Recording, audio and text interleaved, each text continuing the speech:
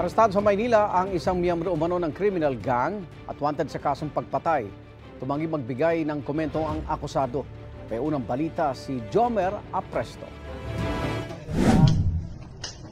Sa bisa ng warrant of arrest, inaresto ng mga tauhan ng MPD Special Mayor's Reaction Team ang lalaking ito na itinuturong pumatay sa isang lalaki sa Tondo, Maynila noong Disyembre ng nakarang taon. Kakatapos niya lang mag-basketball nun eh. Nagulat siya, dumating yung ating mga operatives from the Special Mayor's Reaction Team na caught off guard siya.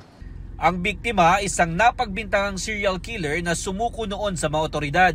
Kalaunan, napawalang sala siya at nakalaya pero hindi nagtagal. Binaril siya ng grupo ng akusado. Hindi pa malinaw ang motibo sa krimen.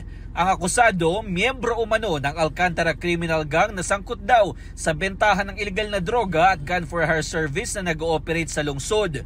No comment po. Sa korte na lang po ako sasagot. Napagalamang kalalaya lang niya noong Enero matapos makulong dahil sa pagkukubli ng iligal na armas. Nasa kustodiya ng MPD Smart ang akusado habang hinihintay ang commitment order ng korte. Ito ang unang balita. Jomer Apresto para sa GMA Integrated News. Igan, mauna ka sa mga balita. Mag-subscribe sa GMA Integrated News sa YouTube.